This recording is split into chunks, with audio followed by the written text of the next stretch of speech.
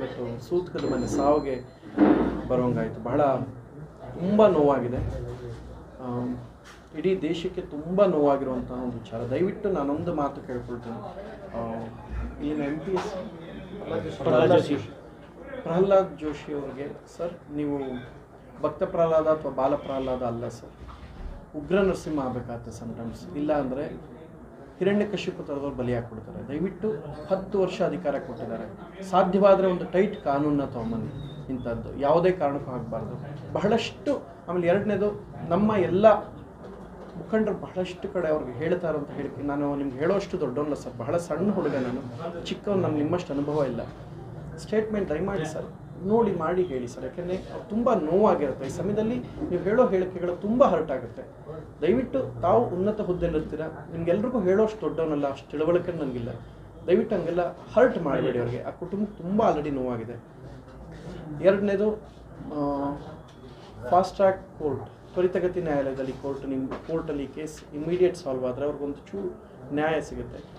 ಅವ್ರ ತಾಯಿ ಸ್ಟೇಟ್ಮೆಂಟ್ ನಾನು ಒಂದಷ್ಟು ನೋಡ್ತಾ ಇದ್ದೆ. ನಮ್ಮ ಹುಡುಗ ಅಂತವ್ನಲ್ಲ ರೀ, ಏನೋ ಪಾಪ ಅವ್ರು ಚೂರು ಹಿಂಗೆ ಮಾಡ್ಬಿಟ್ಟಿದ್ದಾನೆ ಅಂತ.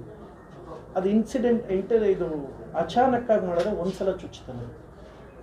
ಬಲವಂತವಾಗಿ ಕೊಲೆ ಮಾಡಬೇಕು ಅಂತ ಬಂದಾಗ ಮಾತ್ರ 25ರಿಂದ 27 ಸೆಕೆಂಡ್ಲಿ 9 ಸಲ ಚುಚ್ಚಕ್ಕೆ ಸಾಧ್ಯ. ಅಚಾನಕ್ಕಾಗಿ ಹೊಡೆದ್ರೆ ಒಂದ್ಸಲ ಇಂಟೆನ್ಷನ್ಲಿ ಅಲ್ಲ, ಸುಮ್ಮನೆ ಕಾಟಾಚಾರಕ್ಕೆ ಒಂದು ಏಟ್ ಕೊಡಬೇಕು ಹೋಗ್ತಲ್ಲಿದ್ರು ಒಂದು ಏಟ್ ಹೊಡೆದ್ಬಿಡ್ಬೋದು, ಒಂದು ಸಲ ಚುಚ್ಚಿಬಿಡ್ಬೋದಾಯ್ತು, ಯಾಕೆ ಬದುಕೋತಾ ಇದ್ರು.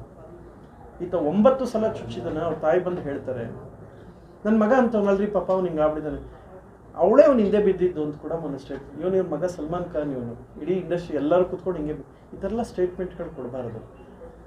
ಎರಡನೇದು, ಮುಸ್ಲಿಮರು ಅವ್ರಿಗೆ ನಿಮ್ಮ ಬದುಕೋ ಹಕ್ಕಿದೆ, ಇದು ನಿಮ್ಮ ದೇಶ ಕೂಡ ಹೌದು, ನೀವು ಬದುಕಿ, ಸಂವಿಧಾನ ನಿಮಗೆಲ್ಲ ಕೊಟ್ಟಿದೆ, ನಿಮ್ಮವ್ರು ಮದುವೆ ಮಾಡ್ಕೊಂಡು ನೀವು ಚೆನ್ನಾಗಿರಿ, ನಿಮ್ಗೆ ಯಾಕ್ರಿ ಬೇಕಿವಲ್ಲ, ನಿಮ್ಗೊಂಚೂರು ಕಾಮನ್ ಸೆನ್ಸ್ ಅನ್ನೋದಿದ್ರೆ ಇಂಥ ಅಯೋಗ್ಯರನ್ನ ಮಟ್ಟ ಹಾಕಿ.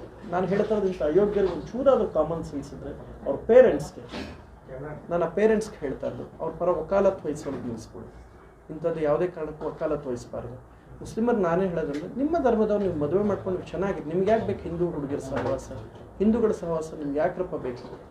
ದಯವಿಟ್ಟು ಇದೆಲ್ಲ ಆಗಬಾರ್ದು. ನಿಮ್ಮವ್ರದ್ದು ಏನಿದೆ ನೋಡ್ಕೊಂಡು ನೀವು ಚೆನ್ನಾಗಿರಿ. ಇವೆಲ್ಲ ಮಾಡೋದೆಲ್ಲ ಚೆನ್ನಾಗಿರಲ್ಲ, ಒಳ್ಳೆ ಬೆಳವಣಿಗೆ ಅಲ್ಲ. ಯಾವುದೂ ಈ ಥರ ಆಗಬಾರ್ದು ಅಂತ ನೀವೇನಾದ್ರು ಕೇಳೋದಿಲ್ಲ.